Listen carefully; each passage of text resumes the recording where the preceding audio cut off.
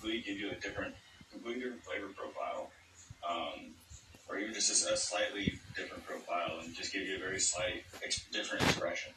That's kind of the beauty of it, you know. Because we're all growers, and we're all kind of building these rooms, and then it kind of like a part of your soul goes into it, and you can see what you did and how the living organism responds to it. In my eyes, that's like the coolest part of growing is being the curator of it. So I mean, I like to keep my temperatures pretty stable. I like it depending on your your photon output is gonna tell you where to put your temperature and where you're gonna put your CO2. And to directly answer your question, you have people 1,200, 1,400 per million of CO2. Ambient CO2 outside is about 400 ppm. You see people start at 700 in veg and go up to 1,200, 1,400 and flower to keep up with photosynthesis rates. Then you have the LEDs output, usually a more efficient photon usage, and so the plant's getting a better spread of photons across the board and for hitting the plant. And photon nutrition goes into elemental nutrition.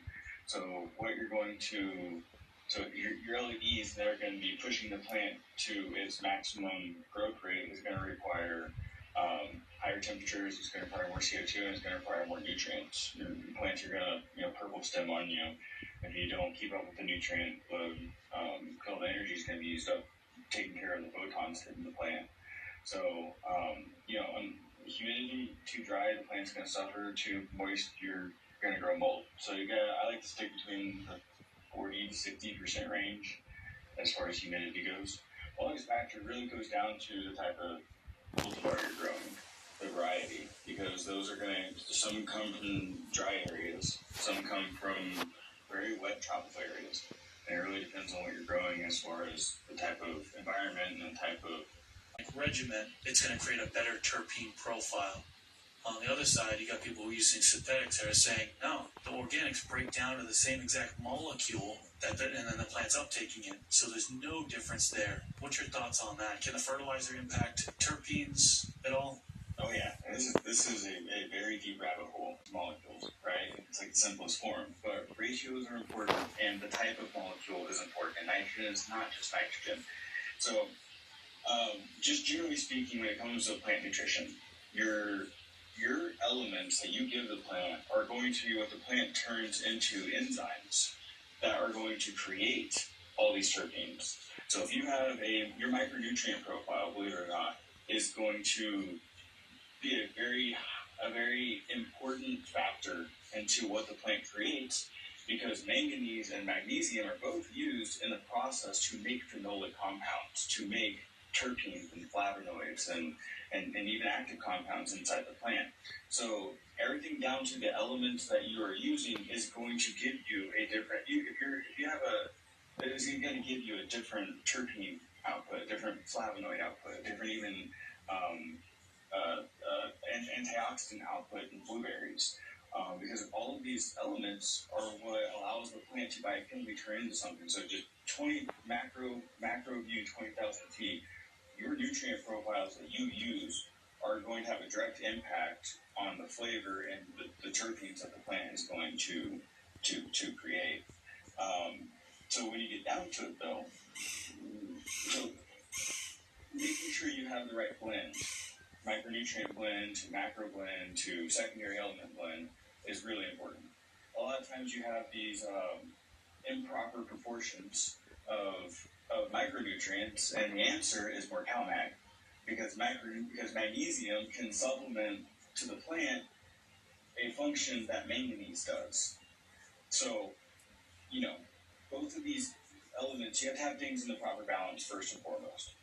Secondarily, nitrogenous salts are probably the plight to getting flavor inside the plants. If you're using a high nitrate load, high urea, high ammonia, the plants, you're going to have to increase the water load so much inside the plant that it's going to grow back. And we find that when you start applying nitrogenous salts, like nitrates, like urea, ammonium nitrate, the plant's water load goes up a ton. And what ends up happening is that all the sap, which contains all the flavor, which contains all your total dissolved solids, is going to get diluted out of water now. So yes, molecules break down to molecules, but when you start pumping nitrates into the plant's water load increases to the point where any flavor you did have is getting washed out now. And this is why you see a lot of hydronutrients produce crops that taste very similar, because we rely on our carbo loads, we rely on our sweeteners to give the plant a form of carbon to kind of catch the Brix level of nitrogen and salts down. The Brix level is about 12%, which is deep, which is good for like grass. After you did one application of ammonium nitrate, it dropped from 12% to 7%, the Brix level did. And that's because we're diluting out the sap content, the total dissolved solids of the plant, with the increased nitrogen and salts, bringing the water load up. So it's not that like you're using chemicals and the chemicals are causing the plant to produce a bad flavor. It's that we're just increasing the water load to the point where once we dry it, we just diluted out all of our flavor molecules to the plant. So when you look at organic growing, so it's like the synthetic rabbit hole, right? Is in order to get the potassium, the phosphorus, all these microelements, the calcium into the plant, we need to increase everything's attached to nitrate molecule, which brings a ton of water with it, which more nutrients, more water, so technically just diluting everything out. And the organic side of things, you don't have nitrogen and salts the way you do these synthetic fertilizers or these salt-based fertilizers. Your nitrogen and salts are wrapped up in guanos. It's wrapped up in blood meal. There's carbon. There's other molecules that are attached to it. So it's not just a free load of nitrates just getting pushed into your plant. Nitrates are important. Ammonia is important for the plant to produce into different compounds. You know, the plant functions and lives off nitrates. I mean, hell, the lightning hitting the sky and taking the water molecules and conducting electrolysis takes the oxygen in the sky and the nitrogen in the sky, combines it into nitrates, and the nitrates rain down on us all the time. And that's why after a rain, you see the plants start growing really, really well. It's because they just got showered with light amounts of nitrates, because nitrates are part of nature. They're part of our society. Are retained within the sap of the plant. And the biggest difference between slow grown and say salt grown is the nitrate load, diluting out the flavor that the plant naturally has. So you mentioned sap, you mentioned Brix. Let's get deeper into that. I do have a lot of beginners that tune into this podcast, and they might not be aware of what you're talking about, sap, Brix. What is that, and how do you measure it? And oh, yes, we did. You asked for it, and we listened. Pay for your Domino's Pizza online. Just head on over to Domino's.com.jm or download the Domino's Jamaica app to order and pay for your pizza for carryout or delivery. It's quick, easy, secure, and at your fingertips. Convenience never tasted this good. So what are you waiting for? It's not a common practice to look at the Brix level inside of the plant for the hydroponic industry. You know, we want to go for yields, and that's usually where we get to with it, and that's where it stops. Because your Brix level isn't going to tell you what your yields are going to be. In fact, there's usually a trade-off. High Brix usually means lower yielding plants. But Brix itself is essentially the total dissolved solids of the plant. We're putting, calcium, we're putting different minerals, different ions into the plant. And the plant is going to have different amino acids and proteins and lipids and tannins and phenolic compounds that get turned into terpenes and other active compounds. And all those are loaded within the sap of the plant, the fluid of the plant. Like the blood in humans is like the sap inside plants. And so naturally, if humans have thin blood, or if we have blood that is low in iron, or we have something's wrong with our blood, something is very wrong with the human body. Same thing with plants, where if our sap level is thinned out, or your total dissolved solids is lower than where it should be, that's where plants are going to start getting attacked by pests. And that's where the plants are going to start getting picked out and itemized by the different insects that migrate throughout the year that are growing in that area.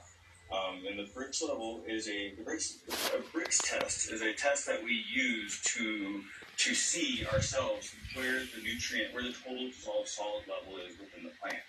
So it's a positive correlation. So, you have higher total dissolved solids, you have a higher Brix content, which means the plant has more molecules inside of itself to protect itself from pathogens, from different insects itself.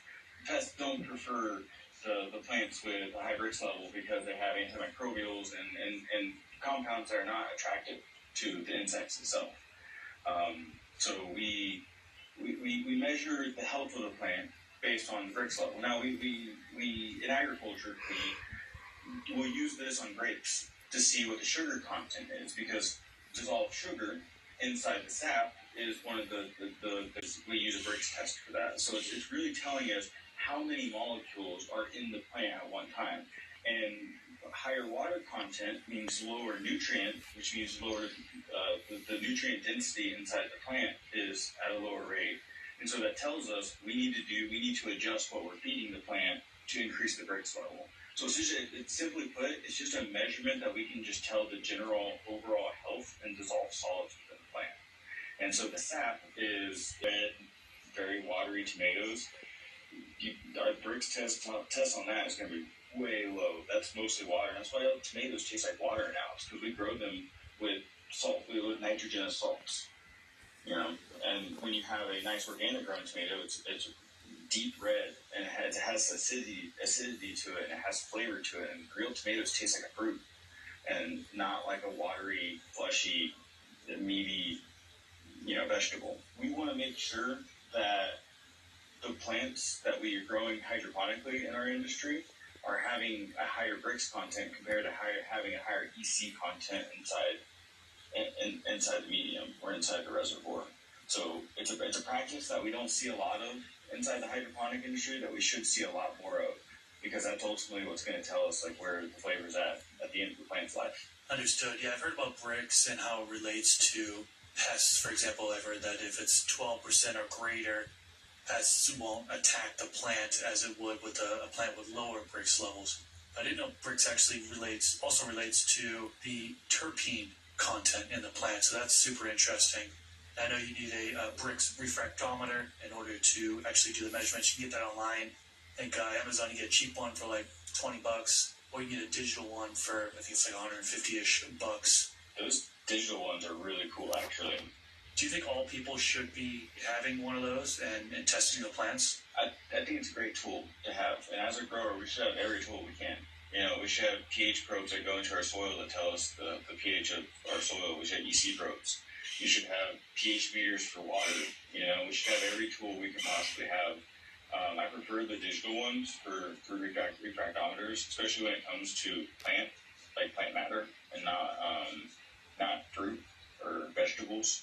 When you're measuring plant matter, I like the digital ones because they're a little bit better at reading compared to your eyes, seeing it refracting, all the sugars and things refracting inside the scope. And then how often should they be doing a Brix test? I mean, if they take a test today, for example, they do a change within their garden, when's an appropriate time to do the next test? So the best way I look at it is we want to use this as part of our eyes. Like you're taking soil slurries or measuring runoff, and that's your eyes for what's in the pot. You also want to have your eyes for what's in the plant. This isn't going to tell you how many terpenes you have. This isn't going to tell you how many calciums you have or how many sugars you have inside your plant. It's just going to give you a vision of overall plant health. And when you're going through, stressful times, it's just helpful to see where the plant's at and its general health. I like the digital ones specifically for plant matter because it's still more accurate as far as what's in the plant itself, and you don't have to use your eyes. But more so, it's really hard to squeeze plant matter in the sap of the plant. So I usually take a garbage along with the type of instrument. You also want to make sure that you're using the proper part of the plant. So plants are always changing. They're always evolving. They're always developing further. So I like to do it once a week and just test on my Brix just to see where the plant's at.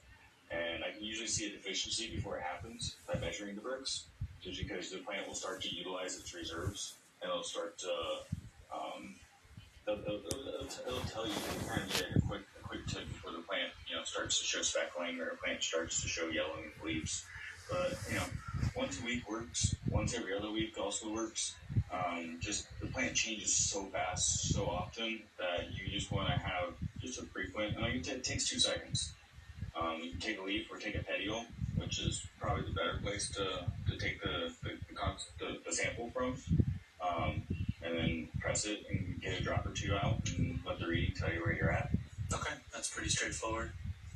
I do want to work back to the fertilizer question because I have a follow-up question on that one, and there's going to be some people in the comments who are going to be distraught. Maybe that's a good word for it, hearing that information. But really, my question is, how do consumers kind of avoid the bad fertilizers, right? Is there something that they can look on the back of the bottle and they can see, like, okay, this includes this. I know this is going to be a harmful form of nitrogen that Tim had mentioned. How do they establish what's good and what's bad as far as fertilizers? Sure. You can look at the back label and look at the nitrate load. Go to the guaranteed analysis and look at how much of the nitrogen is nitrate derived, how much of it is urea derived, how much of it is ammonia derived. I prefer carbon-based nitrogen, which is protein nitrogen.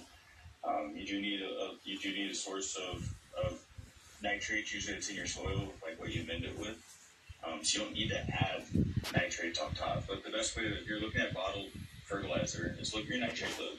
Look if they're using any amino acids or if they're using any type of protein nitrogen in there. That's first and foremost. Secondarily, look for ingredients that are natural, that are carbon derived. One of the biggest factors on the plant producing terpenes and other carbon-based molecules is the amount of carbon you're feeding it. And with organic soils, you can have, humus and compost and worm castings in there that are constantly leaching carbon for the plant to take up and to turn into your terpenes and flavonoids and active molecules.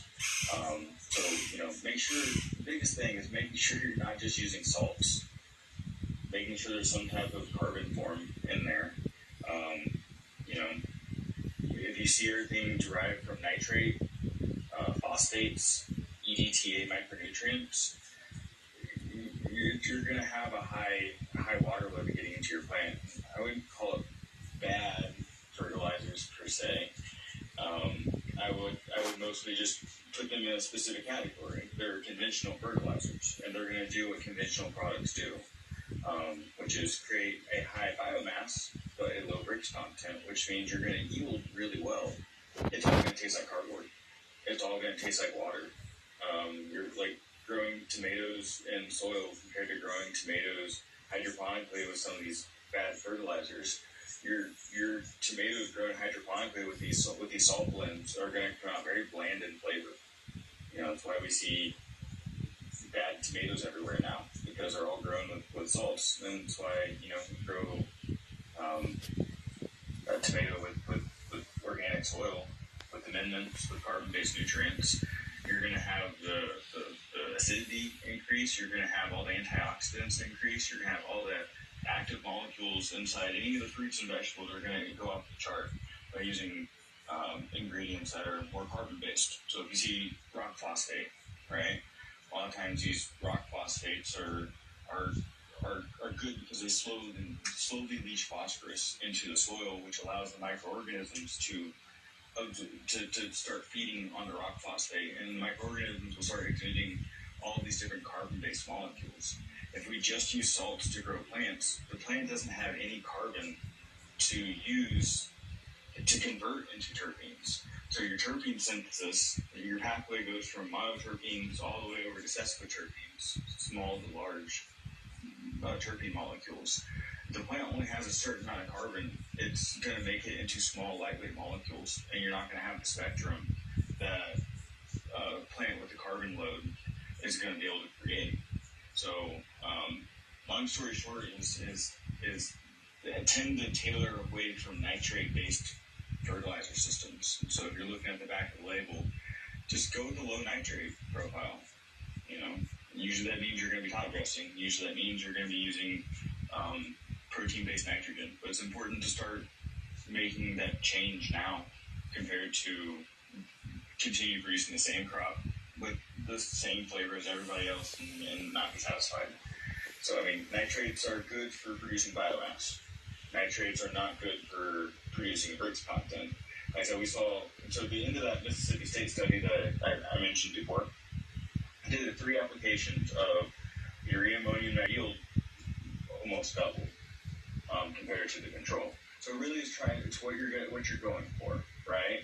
Now, so I have a hard time with the bad fertilizer thing. It's not bad, it's just conventional, and it's just going to give you a specific result, and we should just go into it knowing that we're going to get a lackluster crop in the end, but we're going to get a lot out of it.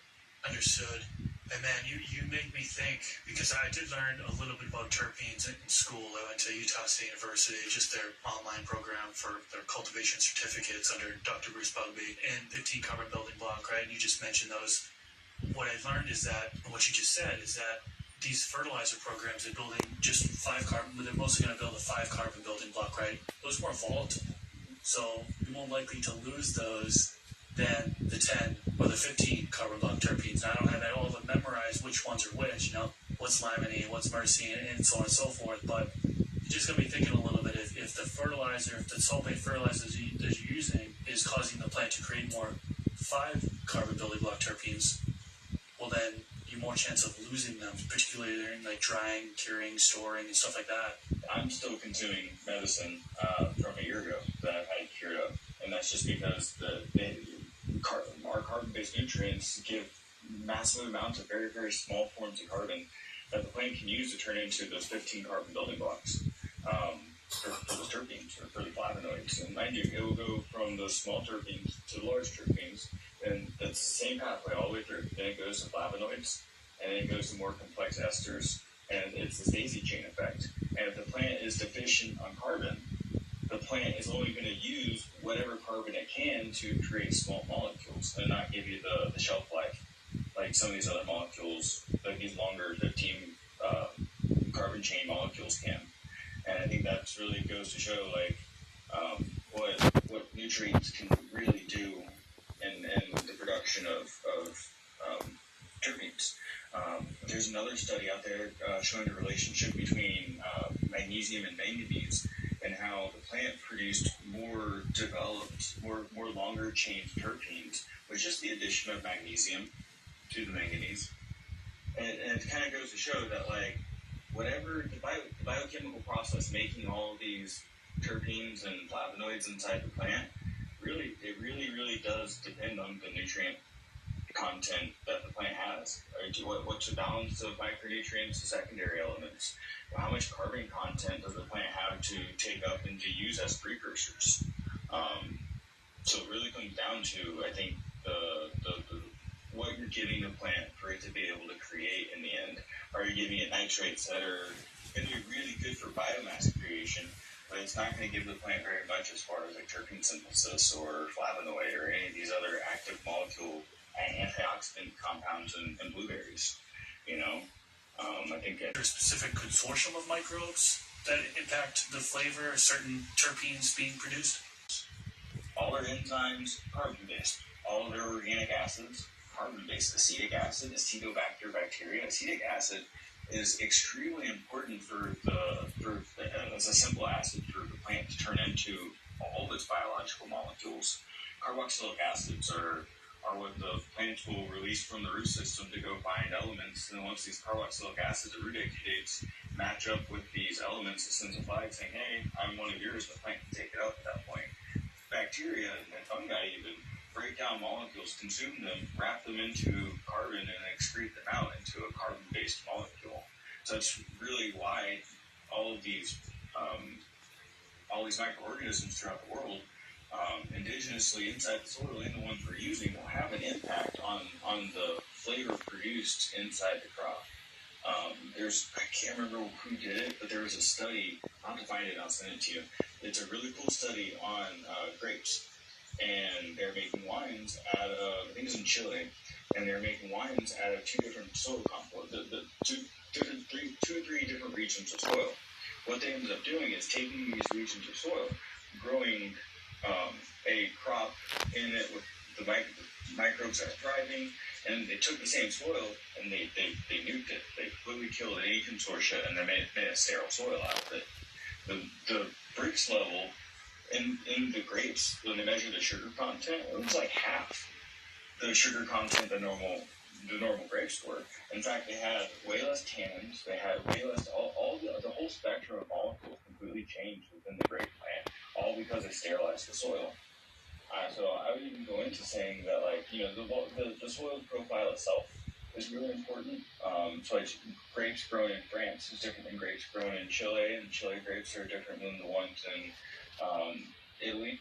And you see that not only does the complex, the elements inside the soil matter, but what really comes down to is the spectrum of microorganisms inside the soil, because that's what produces all the carbon-based molecules around the root system that the plant's going to take up and to turn into all these flavors and all these dissolved solids within the plant itself. So the microbes play, I would say, just as big a role as the elements you put into the plant as far as how the flavor profile is going to come out, and the terpene production is going to come out, and the sugar content is going to be produced inside the crop. What are your thoughts on like the bottled microbial inoculants that are being sold that are kind of a lot of them are limited in the diversity versus if you go out in your backyard, do the IMO process, you can get so much more diversity. Yeah, I think the more diverse complex of microorganisms you have, the more complex the aromas and the flavors are going to come out. I also think that goes into active compound synthesis. So making all the favorite compounds we have in our medicinal plants and all the antioxidants and the blueberries and things that keep us healthy really come down to the consortia of bacteria and fungi and archaea and nematodes and everything, protozoa, and all the organisms that are part of the food chain that they all eat each other and cycle through inside the soil. I think all of those really go down to getting the plant access. Remember, it's about what you get out, what you put in. So all of those little machines with little microbes are giving the plant a wide variety of consortia of organic molecules, carbon-based molecules that the plant can take up and synthesize into whatever they want. That's why an inoculated crop, whether it's a bottle or whether you use indigenous soils, they're always going to produce a better flavor crop than using a sterilizing agent like Cleanse all the time. And just constantly nuking everything, and the plant has no available organic compound to synthesize as a precursor into these flavors, into the sugars, into the terpenes. I mean, I like a lot of the bottles of inoculants out there. I think you're always going to get a better profile inside an indigenous soil, and just curating that indigenous soil with other carbon-based ingredients, prebiotics, different plant proteins, animal proteins, things that can wake up the soil, essentially. You're always going to have a way better consortia of organic compounds around your plants with all those microbes breeding and growing like crazy, compared to a sterilized Athena-based crop, where they push sterility in your grow rooms. They want you to just use their salt blends and keep everything sterile. And I think that is completely ignorant to what nature does and how nature has evolved over the years. Because plants are supposed to have endophytes. And said, the mycorrhizal network down in the medium companion plants. I want to get into that because that is said to actually have an impact on terpene synthesis, right? So, for example, strawberries. If you're growing strawberries next to a medicinal plant, some say that you could potentially get a terpene profile similar to strawberries in that medicinal plant. What are your thoughts on that? I think there's something to say for root exudates and different plants talking to each other and sharing nutrition and organic molecules. I think other plants will also attract a different consortia of microbiology around the different rhizospheres of the plant. Certain crops will have a certain natural, like beans having a natural legume loving bacteria, azotobacter bacteria. Lagoons promote nitrogen fixation microbes, cover crops. I think plants naturally will want to interact with each other inside an ecosystem. So when you start putting different plants together, I think naturally they're gonna share, and they're gonna be different than by themselves. Absolutely. Got it. There's a few more things I want to get into. I know we could talk about this topic for hours if we really wanted to, but We really can. ideal storage conditions in order to conserve terpenes, right? So if you're not storing it in the proper conditions, like I kind of mentioned a little bit earlier, these terpenes can volatilize, right? You can lose them. And when you go into your grow room and you're smelling, those are terpenes volatilizing. So like storage side of things, I think is often overlooked. There's a lot of focus on drying, proper drying conditions, curing, having the right moisture content, but storage, a lot of people I feel like neglect, unfortunately, and they're losing a lot of that terpene profile, just volatilizing away. So what's the ideal storage condition in order to conserve terpenes? So I struggle, and me and the rest of the state, probably 4-state area on this side of the United States, Colorado, Arizona, New Mexico, Utah area, in Nevada, we struggle with having any humidity here. We're lucky to get 30% humidity most days, and really good storage conditions is about 60% inside your jars. And of course, the biggest thing is the UV radiation. UV is very, very, very good at breaking apart molecules.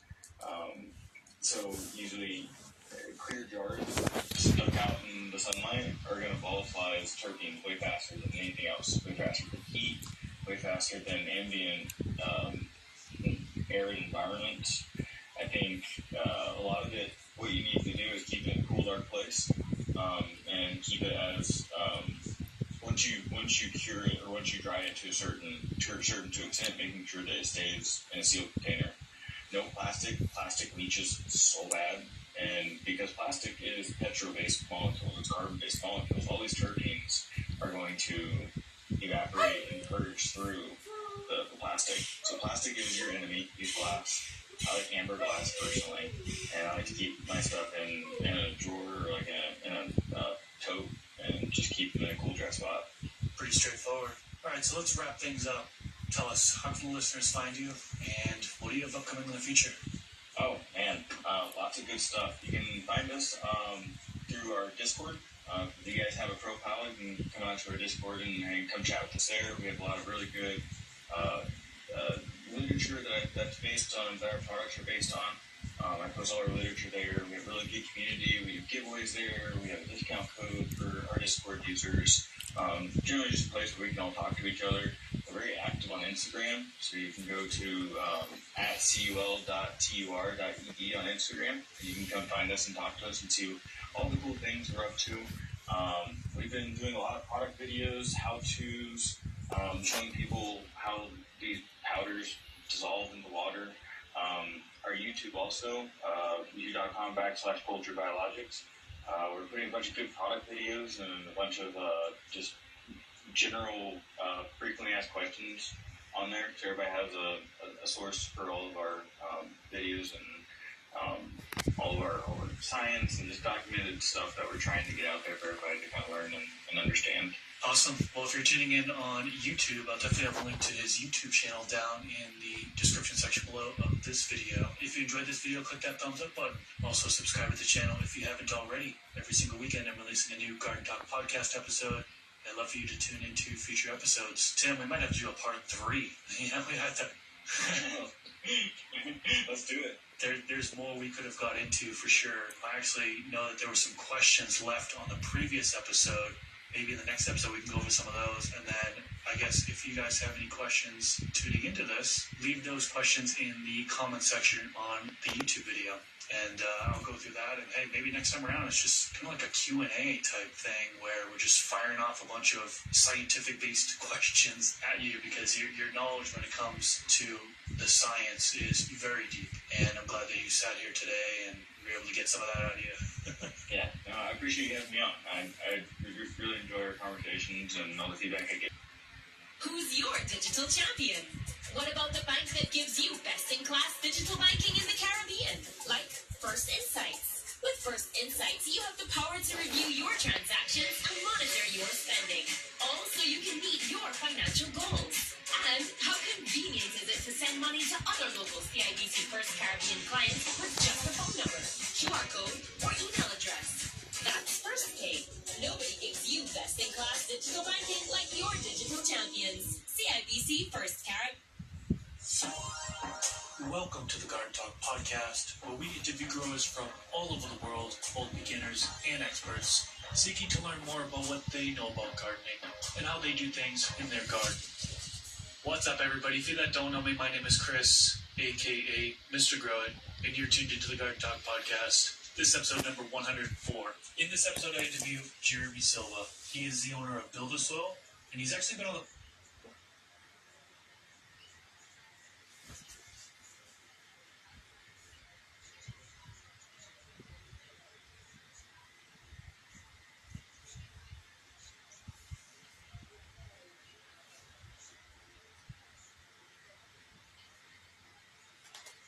Hey guys, Bill coming back at you again with another video. Today we're going to take a look at all the girls, the photo periods, the autoflowers, the clones, and the outside grow. So stay tuned.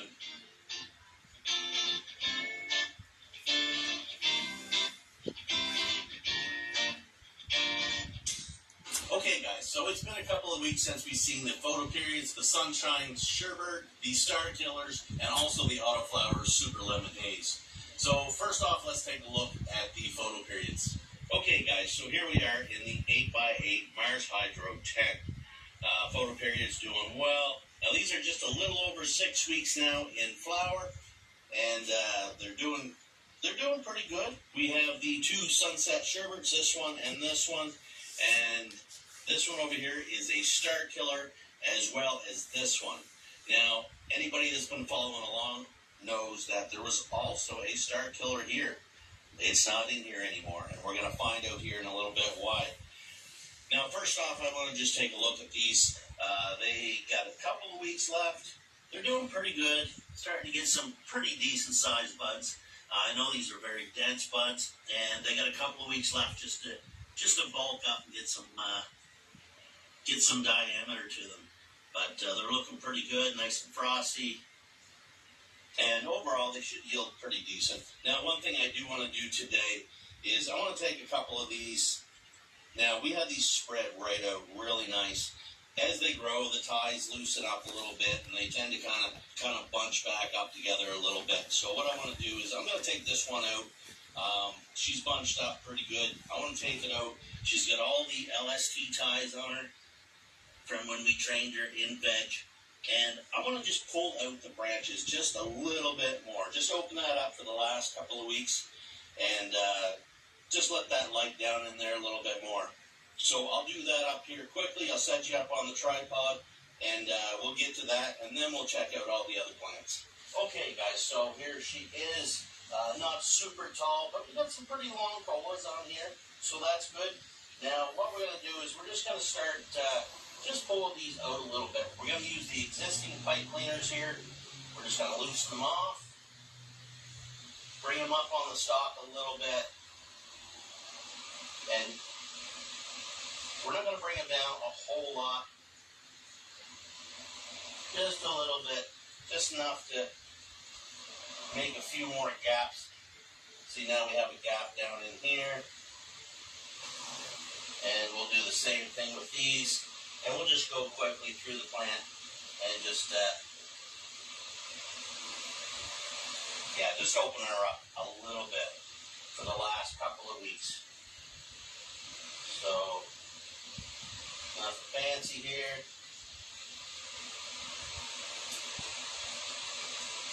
There we go.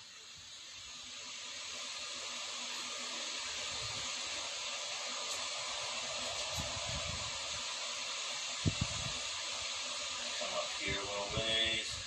Now some of these are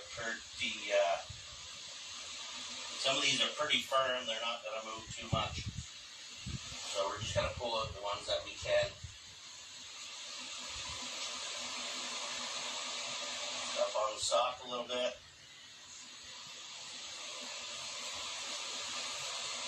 Now, if you can see from there, this was tucked right in here. We're going to bring it out. See this big gap we got now?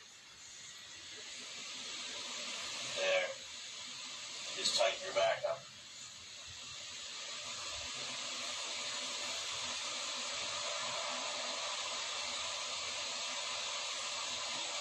Now, a lot of people ask me how long I leave the ties on, and I leave them on until the end, because you never know when you're going to want to do a little bit more like this.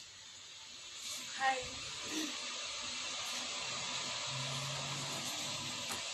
So this is only taking a few minutes.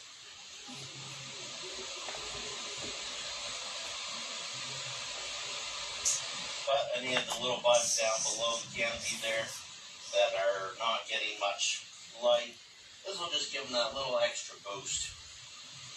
Daddy, क्या flowers in there? Is that flowers? Is that flowers? You want this? It's not flowers in it. Now I'm going to add one new pipe cleaner Flowers, here. क्या flowers are there? That flowers There's anymore. nothing on this side for this one. There we go. Pull that down. Flowers, क्या flowers are So that's there? it, That guys. flowers anymore. Just a little bit, just enough to get some more I understand. gaps here, just to get a little This bit is more not the light. flowers. Now, if you can see down in here, we got some of this stuff. It's not flowers. Never got much light down in here, Pineapple. and they're probably not going to It's- produce much at all. That one the wet. Pretty loose and Whatever. larvae. But Loose. if we give it a couple weeks of sunlight, they might Why? harden up a little bit. We might get a little something out of it. So we're going to set this back down, take a look at it from the top. Dry.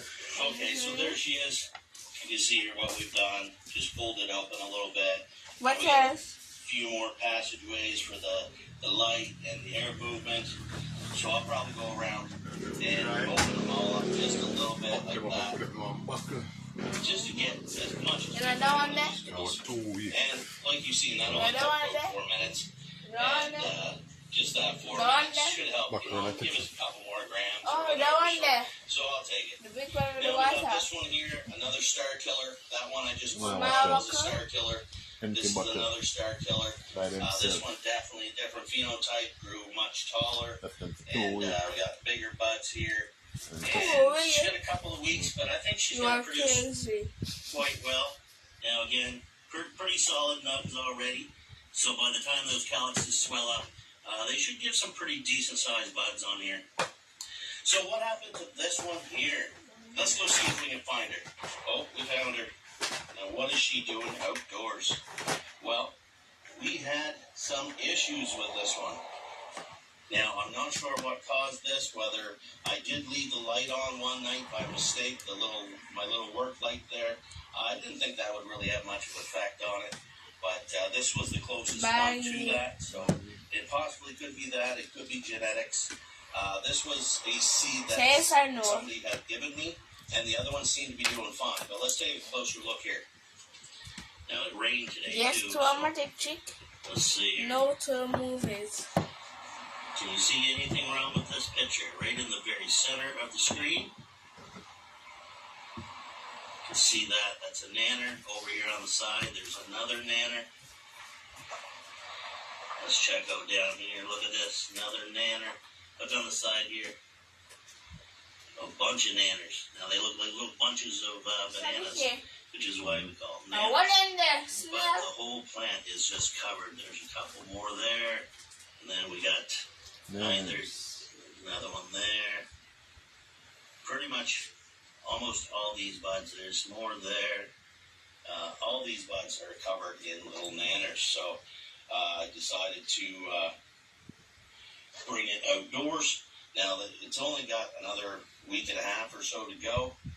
So I'm just going to leave it out here. Now, out here, it's not going to get the long enough dark period to keep it in the flower. So it's going to want to re-veg on me.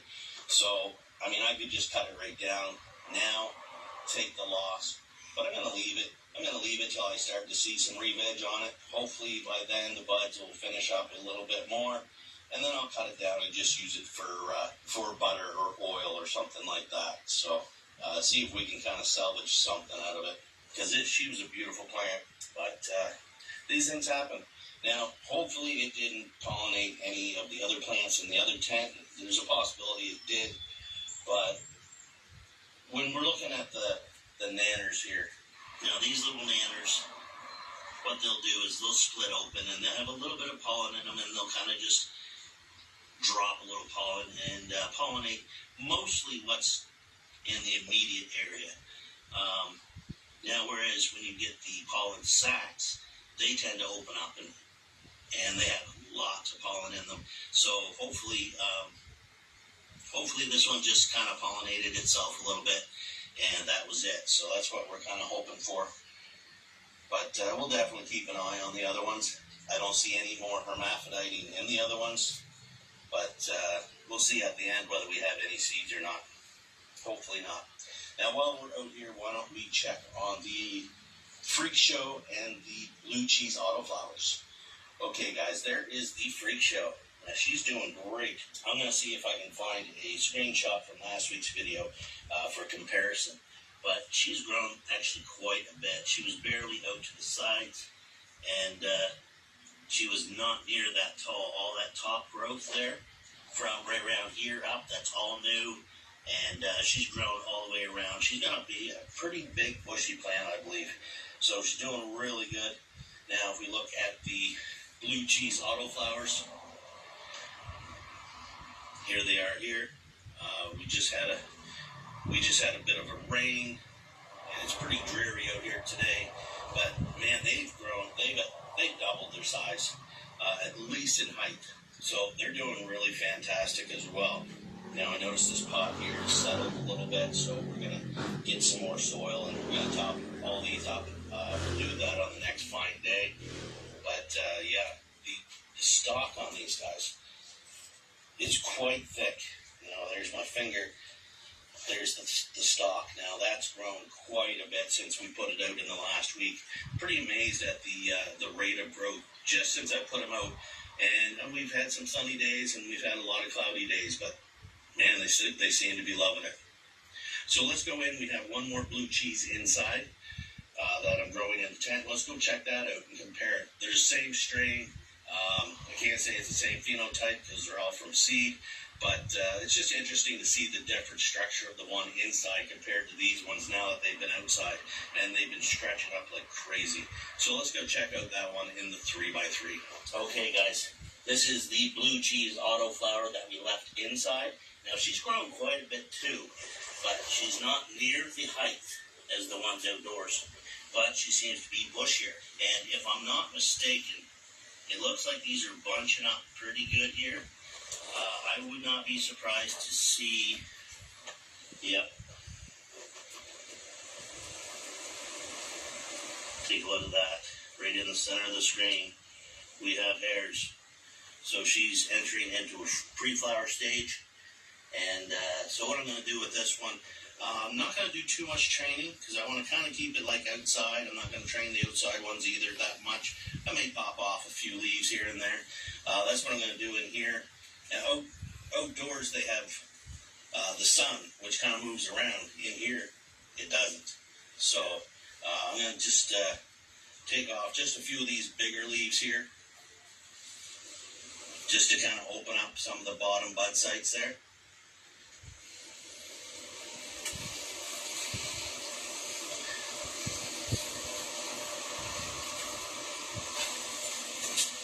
That's good for now, but she's looking really good. But she's going into flower. Now the ones outside, I haven't noticed any hairs on them ones yet, so it should be interesting. We'll take a look back here. We have our Freak Show clones. Now these have been in the pots for 2 weeks and looking phenomenal. They're growing much faster than the mother did. I had quite a bit of problems with the mother when she was a seedling. Almost lost it. Now these ones aren't having that issue at all. They're just growing really crazy.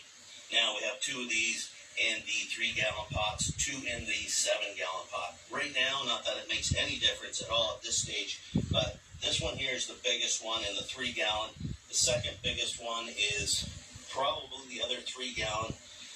That's the third biggest one, and then of course the fourth one. Now I was trying to keep it all the same, which is why I have the 3 gallons up on a styrofoam block there, just to bring them up level. And also the light. I have the light moved right to the back of the tent. That way all 4 plants are directly underneath of the light. This blue cheese autoflower is just on the outskirts a little bit, but I'll probably end up moving this one into my 2.5 by 5 here shortly. So anyway, the only difference really with the pre-shows is when we took the clones, we took 2 branches, we cut them in half and made 4 clones with the 2 branches. Now, both of the ones in the 3 gallon, which I wasn't really paying attention to, were the top of the branches. So they were the top clones.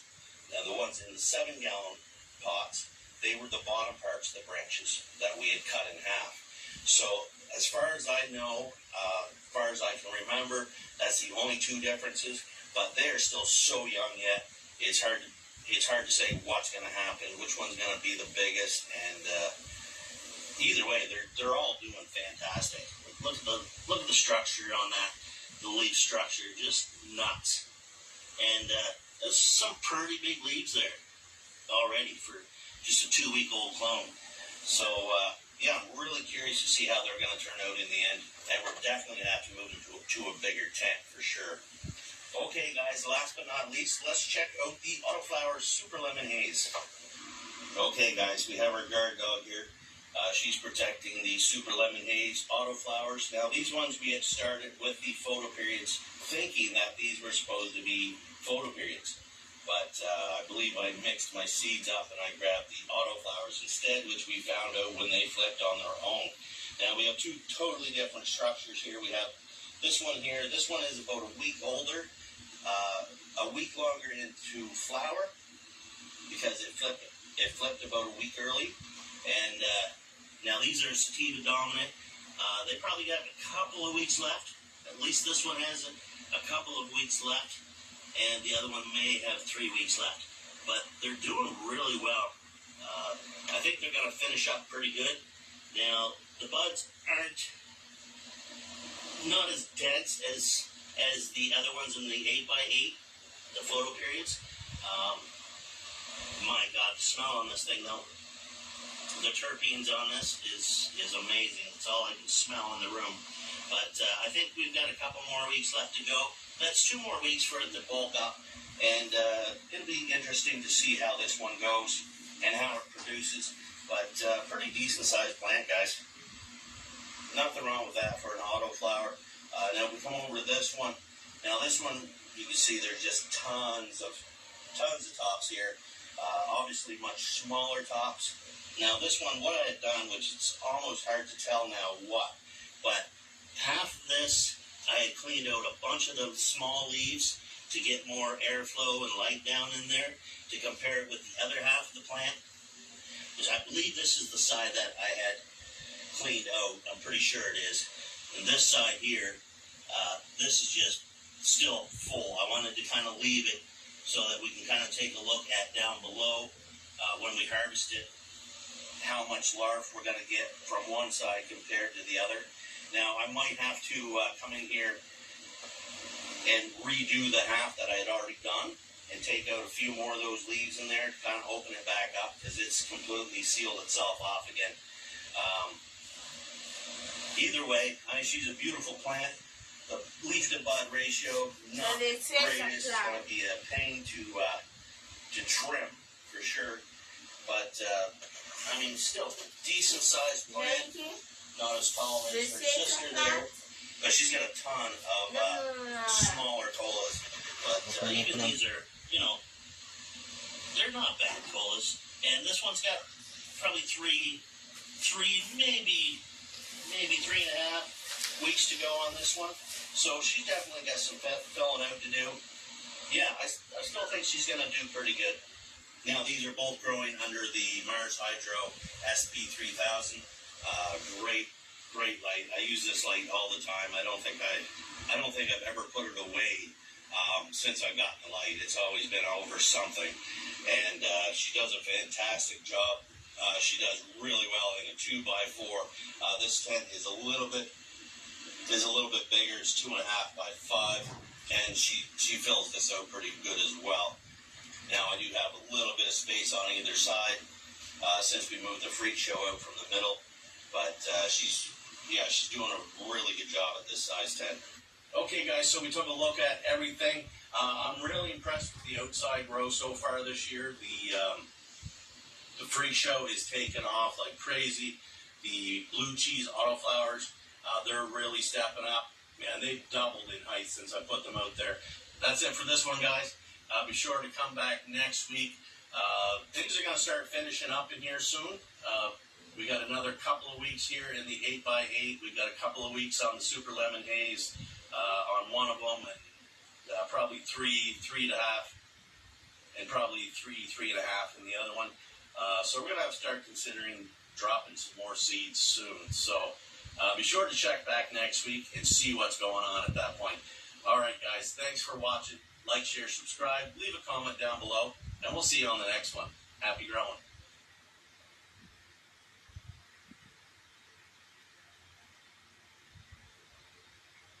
Coming up on Garden Talk. If it keeps raining and you're like, damn, I gotta water in my liquid nutrients, I gotta get nutrition in there, that can be a conundrum because your plant's wet already. And that's why it's good to cover yourself with, well, it's been raining, but I did have some top dress. Thinning. Outside, thinning your plants out. When you're out there scouting for pests, you're not going crazy through, like, you gotta thin it out a little for air movement and not creating microclimates for pests.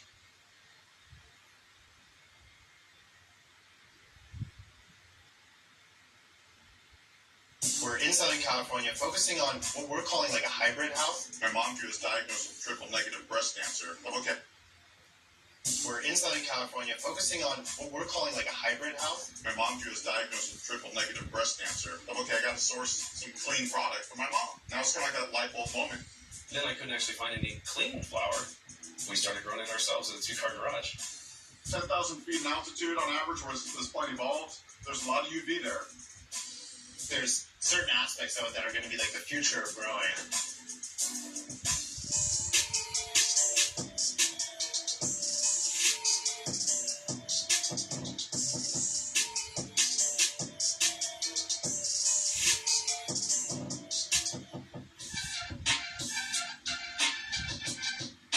So, my friends, we're doing something a little bit different this time.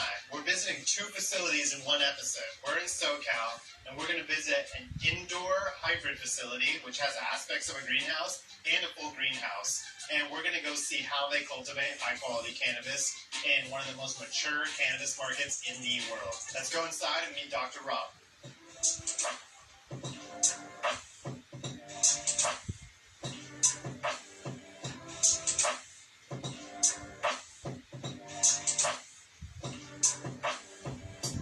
Finally here at Dr. Rob Farms with the one and only Dr. Rob. Yep. Yeah, you know, your reputation precedes you. Not only did you get your PhD from UC Davis, the #1 ag school in the world, you also played football for them. So you are a gentleman and a scholar? Yeah, scholar athlete, I guess you might say. I would like to say I was number 99 in the field, but number 1 in your heart. But I had such a great time playing football there. I had the sincere honor and privilege to be inducted in the UC Davis Athletic Hall of Fame in 2019. I was a nerdy jock, I guess you might say. Yeah. Well, let's talk a little bit more about the nerdy aspect. So, you got your PhD at UC Davis. Let's chat about that for a second. I have a PhD in plant biology with an emphasis in environmental horticulture and a specific expertise in hydroponic crop optimization for cut flower production and controlled environment agriculture.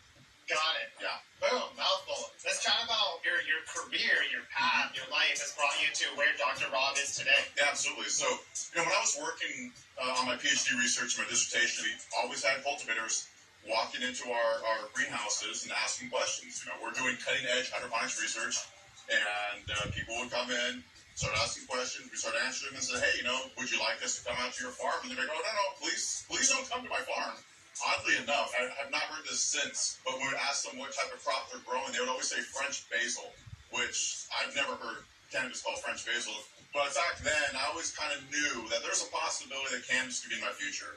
And, fast forward, I applied for a position at Spark in San Francisco. It was a production manager position. That's a dispensary, vertically operated grow.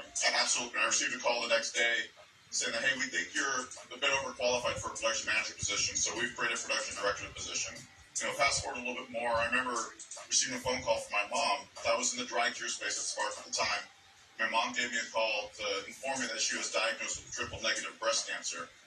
Luckily, they caught it very early. She's currently cancer-free and still around and kicking it. When she was going to go through bouts of chemo and radiation, and I said, hey, Mom, I need access to cannabis, and I knew this was clean because I'm literally surrounded by a ton of it in the dry cure space at Spark. However, she also had a caveat. She said, I don't want to smoke, I don't want to vape, I only want edibles. And everything in the room around me was meant for smokable and vapeable. So I'm thinking to myself, okay, I got to source some clean product for my mom. And it was kind of like that light bulb moment, and I figured, hey, let's help other people gain access to clean cannabis with good science. Got it. And this is like a hybrid house? Yeah, we call it hybrid indoor. It really is an indoor house because of the amount of light we have in here, but I'm a huge fan of the broad spectrum that the sun provides. In plants in general, they use more than just blue and red light to photosynthesize. And what we're interested in doing is driving that net photosynthesis. So you have an interesting relationship you do with Hydrofarm, some R&D and some other things like that with some of their brands of products. Can you describe that a little bit? We have a really close relationship with Hydrofarm. We work with them. We buy equipment through them. We buy supplies through them.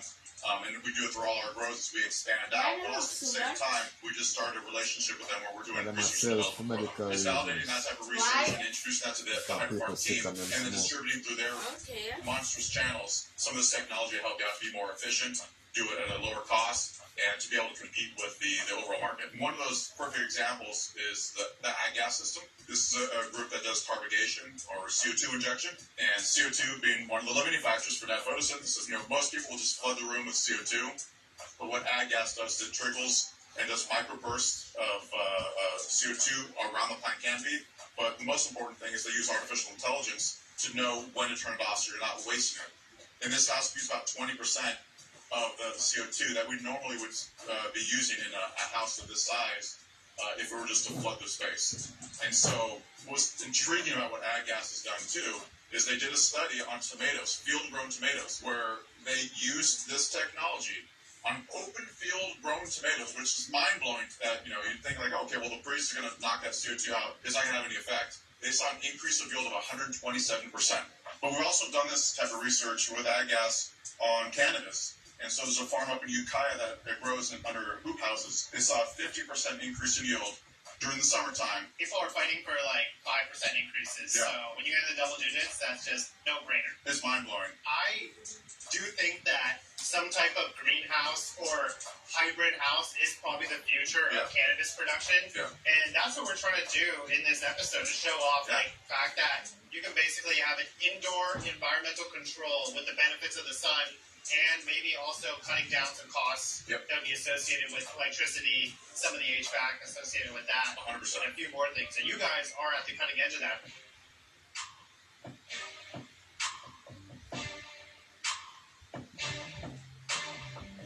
So Zach, it's a pleasure to meet you. Dr. Rob was saying you are like one of his main guys, and I guess, what does that make your role here? Director of Operations. Got it. So how did you end up getting in with Dr. Rob and the cannabis industry? I've known Dr. Rob a long time. I started in the black market and kind of the shadier neighborhoods, and I interviewed at the dispensary that Dr. Rob was on the grow side for. And he hired me, he interviewed me, and we've been working together on and off ever since. Nice. Okay, so yeah, I brought you over as part of the main team, the art, the science. Exactly. Perfect. So let's chat about this room a little bit. I mean, I see tons of cloning domes over here. I mean, you guys have to have thousands of clones here. How many cultivars does this represent? We have 6 in production right now, and then we have a number of that we're phenol hunting and always looking for the next big thing. Got it. So for the 6 in production, I mean, that's actually fewer than most operations we've been to. Sure. But I think it's every grower's dream to have, in a way, like fewer strains, fewer cultivars, so you can really get it dialed in. Yeah, there's a lot to be said for stability, predictability, repeatability. I want to be able to take a harvest, have my wet weights, and know that by the time I'm done processing, what my final weights are going to be, within a certain margin. I can't do that if I'm growing a different strain every single time, right? Yeah. I mean, in this room, there's obviously quite a few mothers, right? These mothers represent the 15 cultivars you were talking about. Absolutely. And it looks like you probably have redundancy then, because I see way more than 15 mothers here. Can you talk about what your kind of philosophy is for keeping mothers? How many? How long? Yeah, absolutely. It all comes down to the number of cuts that we need per cycle. We obviously have our schedules laid out well in advance with the number of plants that we need for each zone. And we have margins that we maintain from cloning through veg, passing down to flower, so that we know we're only going to roll the 80% best plants out of that batch. Got it. And HLV, I wanted to bring that up, the hot latent viroid, because it's like a lot of people in California have it, and they have to basically, if you're bringing in any new genetics, phenotyping, a lot of people don't know this, but you can actually transmit through seeds as well. Yeah. So a lot of people think, oh, I got a seed, I'm good. Not the case. Yeah, no, we've actually seen that here in some of the seeds that we pop that have been, kind of untouched, isolated. I'm still tested positive.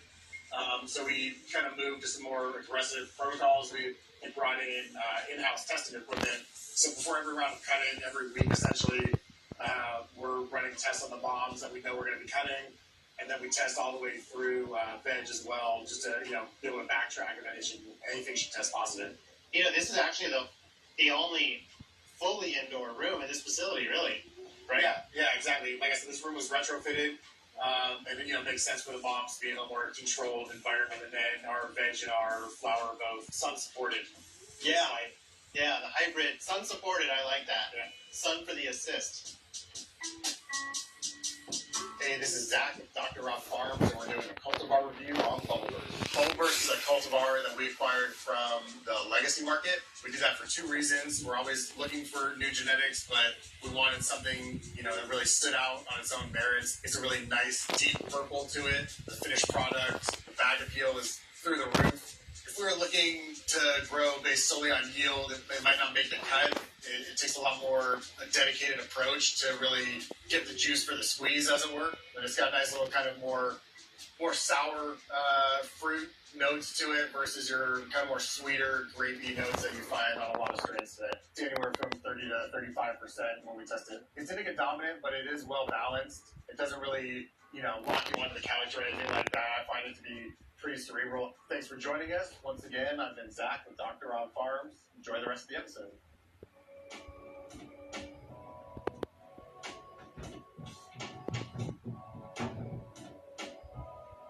So Zach, I also have Mike here, our man from the Candy Crisp consulting team, and he's along with us on a lot of these travels to these amazing facilities, and he's going to chat with you about veg. Nice meeting you. You guys finding a lot of good benefits from using a vertical system? Yeah, I mean, it's a certain height. These plants look pretty young. Generally, what seed or pH are you guys running them at? We run a pretty straightforward formula. Find that when we reset the cocoa, we use our 1.6 solution.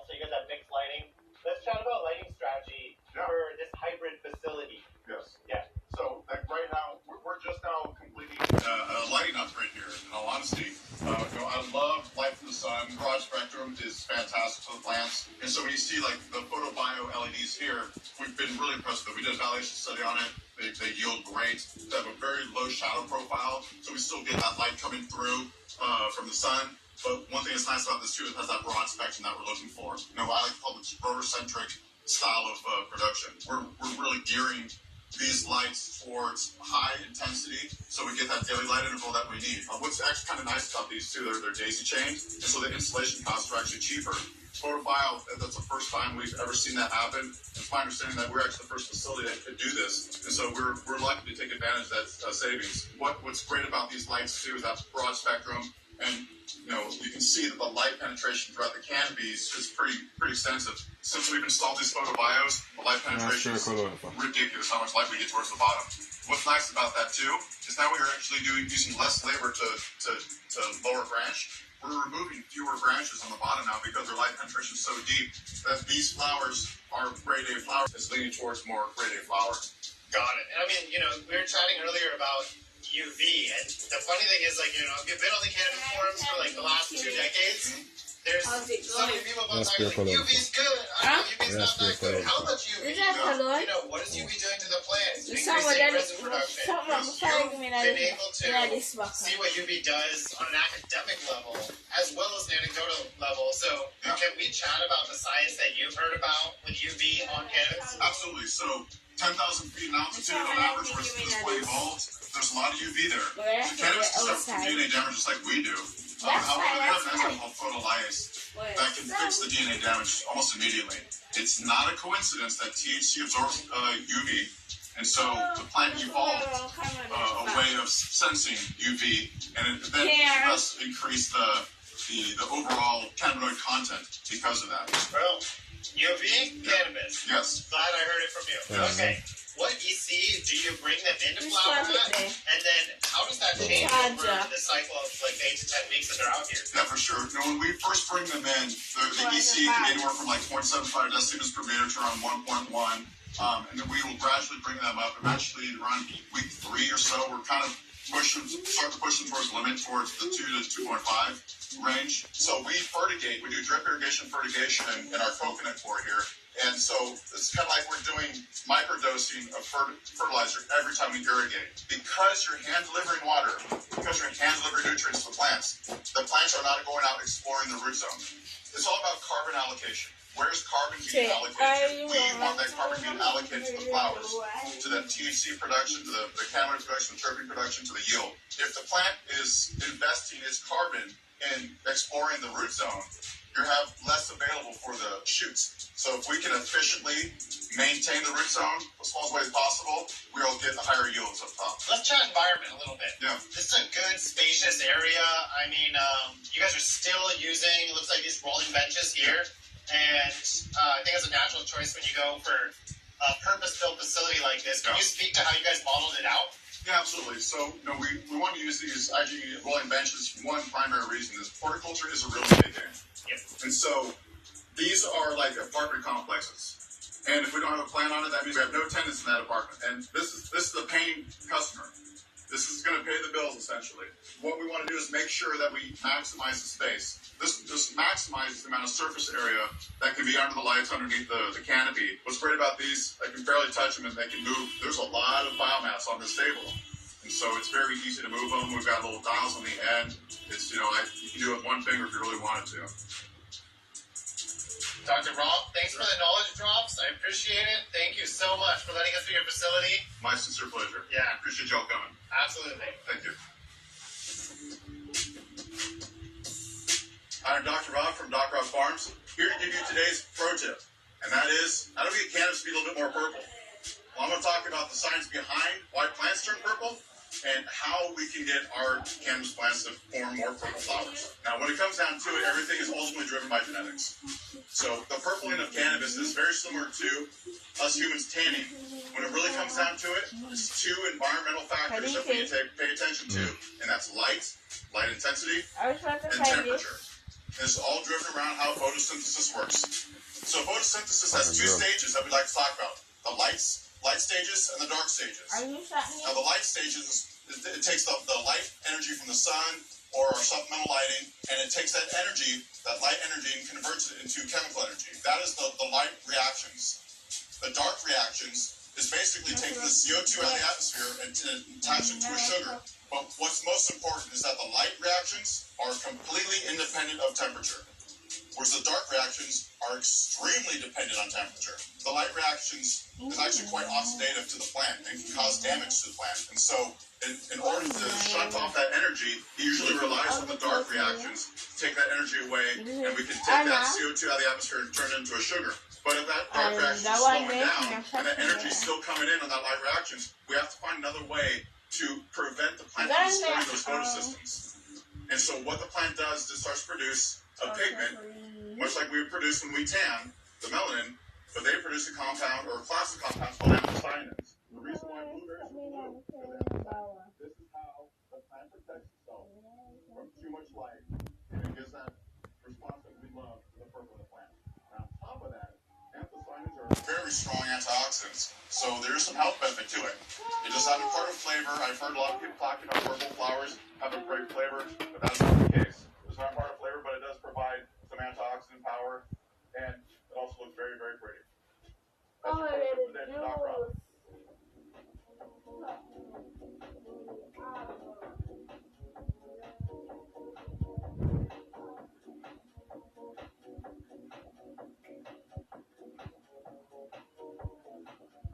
So I'm here with Paul, who's one of the co-founders of Rode. And tell me, like, you're a co-founder and president, is that correct? That's correct. Yep. Founded the company with two of my partners in 2016 in California.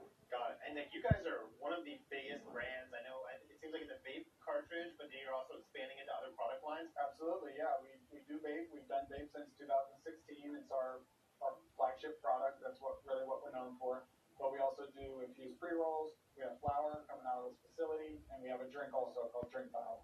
Nice. And you guys have some award-winning strains too, or I should say, award-winning products. Absolutely. Our cartridges have won awards in every state, most noteworthy, especially with this facility. We grow a strain here called Bubble Burst, and we've won the Emerald Cup 2 years in a row. Made from that strain. Well, Paul, thanks for swinging by while we're out here. Really appreciate it. Look forward to smoking some of your cards. Thanks for coming.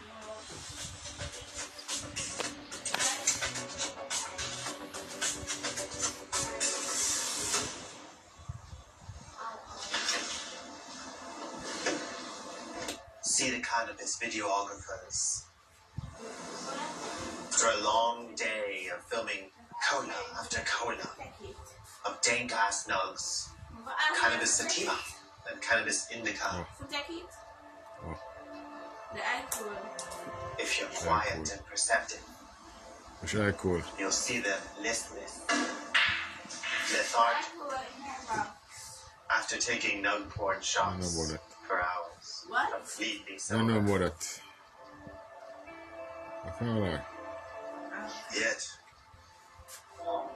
despite all this loitering about the Airbnb, a quick inspection of the shooting schedule shows that we have 10 hours until we need to be on set.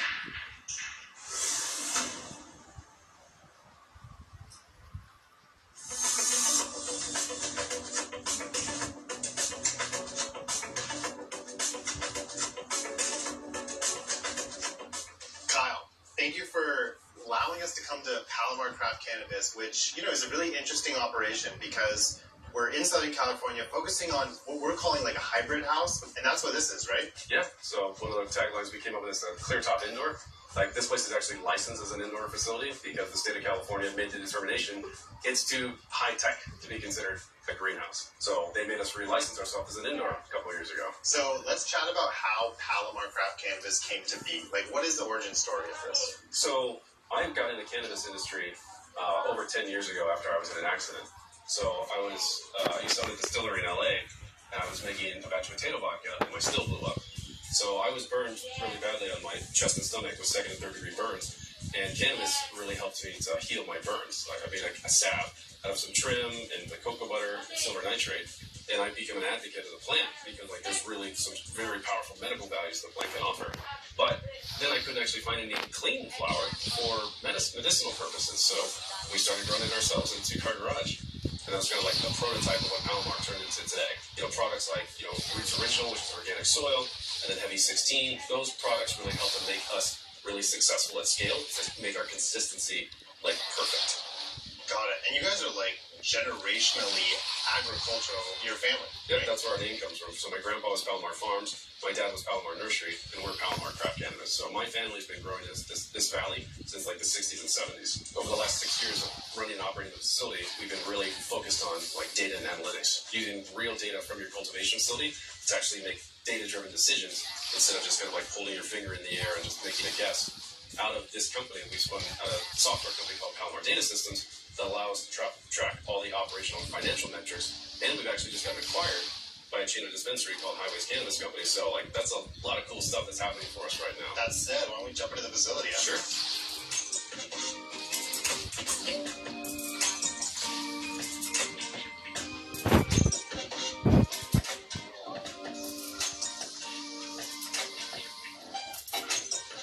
So, I heard this was the psychoactive agriculture propagation station.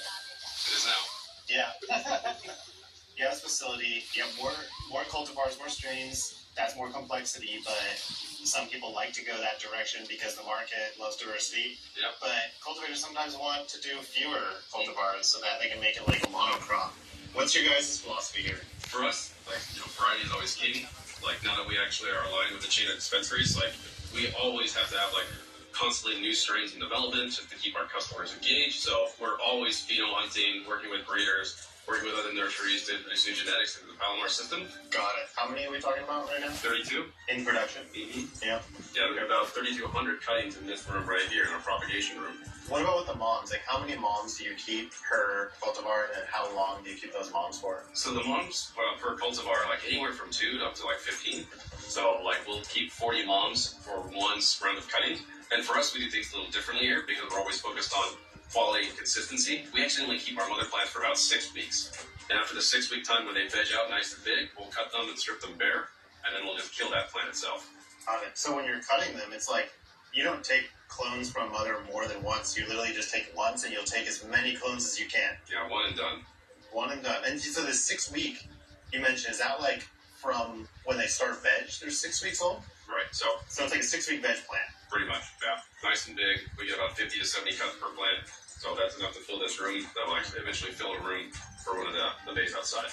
Wow, okay, that's interesting. That's probably the first time I've heard of a production facility doing that. Most people don't do that because it's a little more expensive, but it ensures a really consistent health of the plant.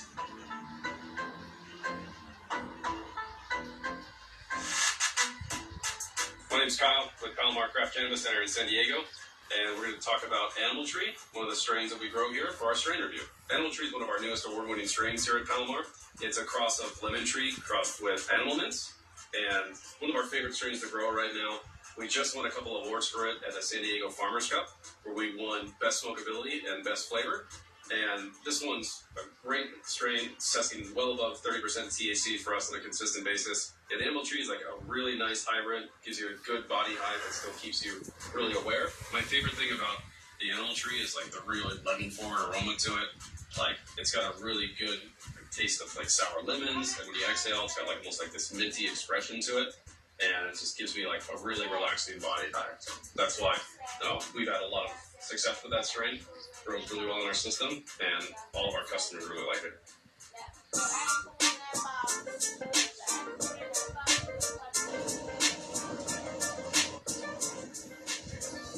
Bro, I got this. I got this.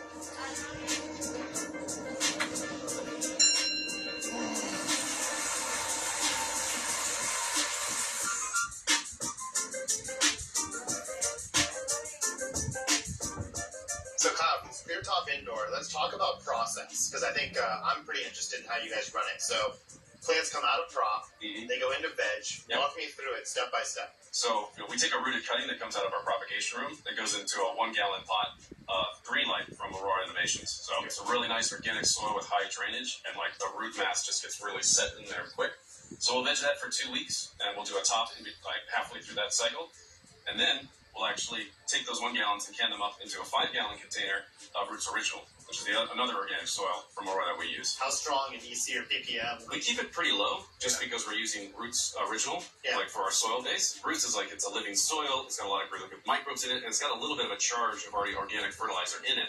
So we're able to actually save a lot of cost on our heavy 16 fertilizers because the Roots Original already has a lot of those good fertilizers in it. It's that the cascading absorption, like there's different sources of nitrogen and calcium and all the different nutrients in the soil, and there's different sources of those in heavy 16. So the plants can actually uptake all of those more efficiently when you have that variety, and just leads for a much healthier and robust plant. We never go much higher than 800 or 900 ppms. The soil is like, it's constantly regenerating itself too, because we use heavy prime, which is like a bacterial food source. So the bacteria in the soil is always breaking down the fertilizers and regenerating itself. So we're actually able to keep that low as well. We use the worm castings, buy that from Roots as well. Yeah. And yeah, we'll amend that into the mother soil mix that we have. So you guys are running heavy 16. As I understand it, you guys have done like a lot of R&D with heavy 16. I was lucky to meet some of the guys from heavy 16, like right when I really started growing cannabis. And I was really trying a bunch of different nutrient blinds, and like nothing seemed to work really well for us. And I met them and actually learned a lot from us. And so heavy 16 has always been our like foundational line. Heavy foliar is probably my favorite product. It's foliar application, has a lot of good like CalMag and different nutrients in it. But it also protects the plant from environmental stress. I had a 10-light room where I tried it out for the first time. So I sprayed everything, and I forgot to turn on my hoods, my fans, and my AC. And I got up to 123 degrees in my room. And I came back about 9 hours later, and everything was fine except for one plant I missed, and it was dead. But everything else was fine. So that was my first experience with heavy foliar. I can definitely say, it really helps prevent those kind of stress events for plants. Yeah, and so what light levels are you guys looking for in microvolts of the canopy? Right around 900 to 1,000. Yeah. But even without, in most parts of the day, it's still just above 1,000. So we really don't use the supplemental lights for very long. But it's really important to get the right level of light consistently throughout the day. Otherwise, you're going to have ununiform growth. So, and that could lead to deficiencies, toxicities, because the plant's metabolizing nutrients at different rates because the light's not stable. So, a stable light canopy is really important for a clear-top indoor facility like this. Yeah. And air conditioning and HVAC is usually one of the most expensive things to install in an indoor facility and one of the biggest energy hogs. Mm-hmm. And are you guys using air conditioning in this facility? No, for that very reason. It's too expensive and it's too costly to actually operate. So we have a really simple water wall system, like an evaporated cooling system, with lots of circulating fans and exhaust fans that keep the cold climate stable even in the hottest times. Because it'll get 110 up here in the summertime, but we can still keep 75 degrees inside the building. No kidding. Okay. Well, what about what do you use? Do you guys use dehumidifiers in here? Only for emergency use, but we've actually found ways to actually burp the greenhouse, where we can increase the heat in here, which increases the relative humidity, and we use our fans and our ridge vent fans to actually exhaust all that hot, humid air.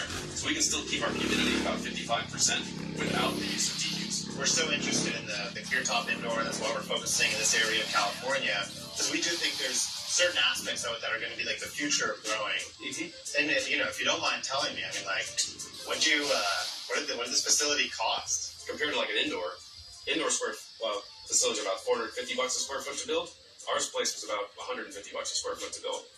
All the lights, all the concrete, all the benches, everything you see here all in was about $150 a square foot. So it's a much lower capital expenditure to build a facility like this compared to an indoor when you get the same quality at half the cost to produce. You have so much data flowing into this new software system that you have. Let's jump in front of a computer so I can try to understand it. Yeah, let's get it.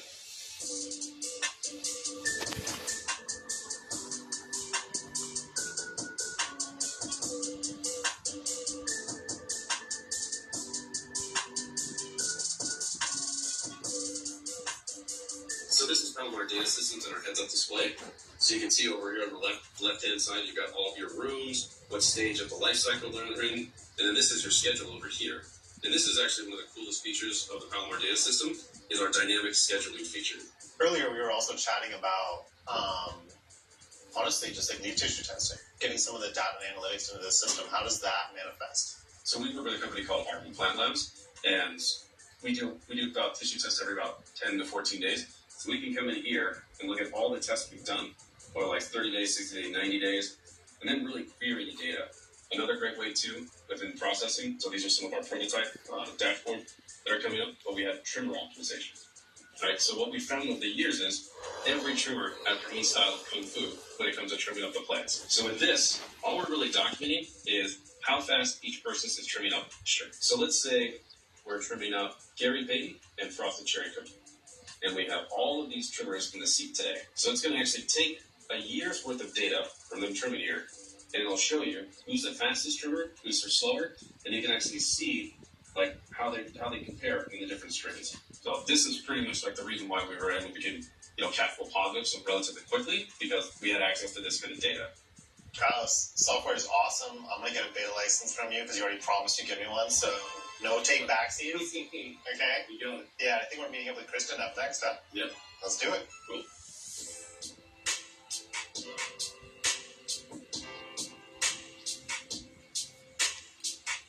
So Kristen, what's your role here at Palomar?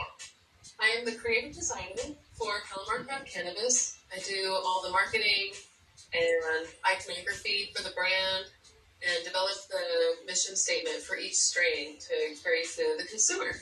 I'm an illustrator and I was designing toys when I got pulled in.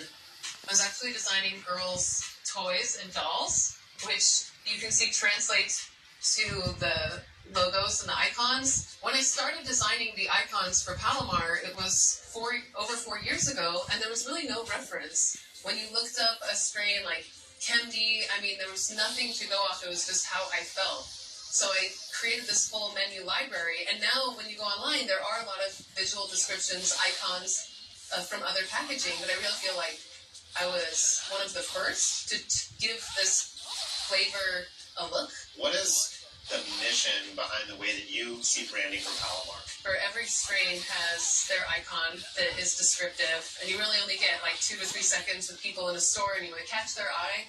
I wanted to have it induce flavor and get your mouth watering, accompanied by a good description, short and sweet, based on the terpene profiles and all the lab testing that we do. We use minimal packaging to reduce trash and waste. God, it's not like a bottle of like Louis XV cognac or something. Right. It could be. Could be. It's as good. Yeah. It's quality. Well, Kristen, you're like the Lisa Frank of cannabis. A pleasure to meet you. Nice to meet you.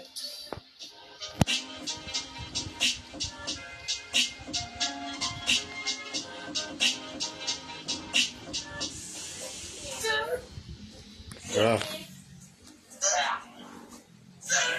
Yes.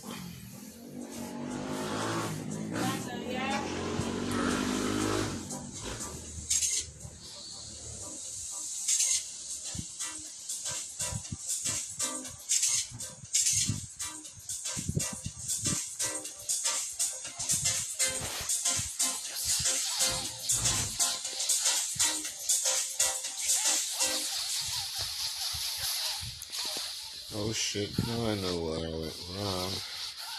So an RM card, yes. Up next on Canna Crips. So the rest of me on site, continue to grade our building. Oh shit. Created Apple Fruiter in 2013 in shit. my garage, actually. Kill me again, yeah, kill me again. Kill me again. I'm not smoking weed.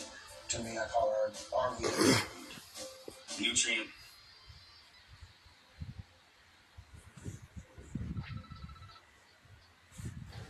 Alright, so today's video is going to be all about the data mine information that we did get courtesy of the live weekend. We got some stuff regarding pre-run banners, a new quest coming to the game, and also a new data mine skill, which does potentially hint at what we could get for end of month. We're going to talk about that all in this video, so make sure I stick around to the end.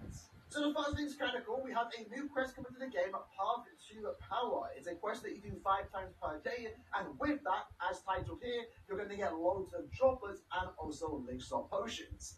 We have to wait and see what the drop rates are going to look like for this particular quest. We have no idea what it is going to be entirely, but I'm kind of curious to see what can I mean by loads of droplets and also elixir potions. The quest idea itself is actually kind of cool. I'm looking forward to it, and I guess this is most of the push that I kind of have been doing with the most recent 14.5 update, making just the game better for everyone, especially those that are still going through the process of leveling up their characters, of powering up their characters. And this quest here is basically designed to help that further by giving you loads of elixir potions, droplets, and we can even see in the image itself, we can get medium affiliation scrolls and also smaller attribute scrolls. So that's kind of cool. Hoping the drop rate is good here, and again, this is something that you want to do 5 times a day. I kind of hope it's permanent, but I understand why it's potentially going to be limited. This wasn't data mined, this is currently in the game right now, but I thought I would mention it because it is kind of in line with what they're doing with version 14.5 and also this particular quest. We actually have a campaign going on right now on Twitter and also Discord. You don't really have to do much on this. All you have to do is just answer a question on Discord and also Twitter. And if we get 500 correct responses for each question, we get 25 spirit orbs. That's 100 free orbs. I've never seen Kayla be that generous on a campaign or a Twitter campaign in quite some time. I'm not gonna lie. Moving on from that, though, we have some data mine banners coming back into the game, and the first one being our usual 1,000-year Blood War rerun of the month. In this case, it does appear to be 1,000-year Blood War round 14.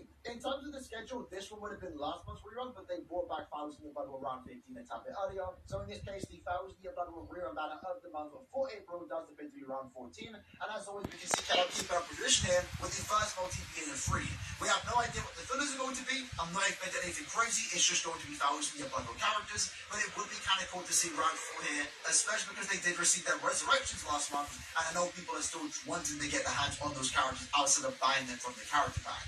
If round 4 isn't this banner, it adds a bit more value to it. I would still recommend skipping it outside of doing the first free multi and also the second discounted step. But if round 4 isn't it, I would understand why you might want to do a few more multis. It always comes down to if you want to summon banners like this. For me, I'll be doing the first step and just calling it with that. Because the wait for a new 1,000-year Blood War banner, unfortunately, is still ongoing. And even though we have been waiting for quite some time, I would still rather fall for old 1,000-year characters with new ones instead of pulling on rerun banners like this. Unless it's round 15 and 16, because those are special cases. Next up, though, and this was kind of interesting to say the least, we have the triple Old Hero battle returning. But the reason why this is interesting is because this is the first time in many years that we've gotten a rerun of a premium banner. Now, I understand why they might be doing this. It is a pretty exciting banner. It has 3 Old Heroes. All these characters are great, but you also have the return of a remade anniversary character, right?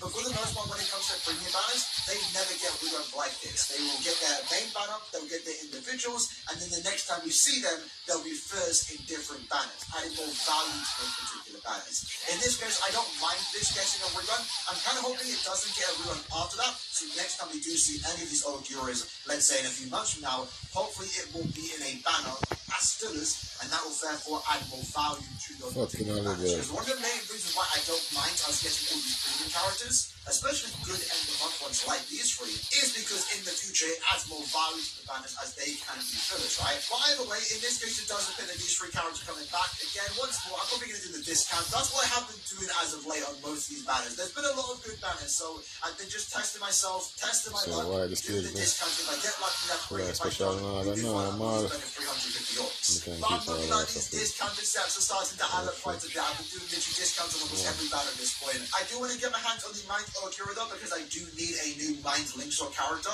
Would love, of course, to get dupes of the renewed Okura. He, of course, being the main prize of the banner. And to go to the type of Okura is actually a solid character. Wouldn't mind also getting dupes of him. Once more, we have no idea what the fillers are going to be, but because this banner is rerunning, that therefore means we can now speculate that the Pretty Ichigo banner that we got for the end of February, that will potentially also return in around 3 to 4 months. So for those that want a next chance to summon 4 tanks like Getsu, Ishin, and also Pretty Ichigo, you will potentially get another chance to summon them in a few months from now. But now let's move on to the new skill. Now the new skills that are coming to the game are more so in regards to a new Gauge character. Since this was data mined right now, there's a very, very high chance that this upcoming end of month banner is going to feature a new Gauge character. And that's kind of exciting in and of itself because for the most part, Gauge characters have been some of the best in the entire game. As of right now, the 3 examples, Anniversary of the 1,000-year Blood War Aizen, Beyond Bar Kaitoshiro, they are some of the best characters in the game, and the Gauge effect make them even better. So this upcoming character has some big shoes to fill, right? They're up against those 3 characters. They're going to be compared to those 3 characters for the most part, at least when it comes to expectations, right? But looking at the actual skills itself, what we can see here, start non-team battle boost engage upgrades / quest start boost engage upgrades. For starters, it looks to be a skill that won't work in raid battles. So we can cross off this character being a raid battle character, and it can mean either 2 things. One, you're going to start the quest with most of the gauge already full. Let's just throw throw a random number. Let's say you start the quest with 50% of the gauge full, or you potentially have a gain increase. So that therefore means that you're potentially going to fill the gauge faster than the other gauge characters like Aizen, Toshira, and also Uryu. And personally, I really like the idea of this particular skill. One of the biggest complaints, at least when the gauge effect first released during the 7th anniversary, is that it takes too long to fill up. And that's why a few months after Uryu came out, near the end of the year, KNF reworked the gauge effect, allowing you to fill it up a lot easier. And that put the gauge effect into a really nice position. You can get it off multiple times, even in single player quests, and in the longer content like Epic Raids, IT, and also Arena, you are able to get the gauge effect off more often than not, multiple times in a given quest. And now with this new gauge character, they're going to start the quest with potentially half of it full, or have a percentage increase in how much they actually fill the gauge itself. Either way, this is going to be great for filling up the gauge, and they're going to get it off more often than the other characters like Aizen, Uryu, and also Toshiro.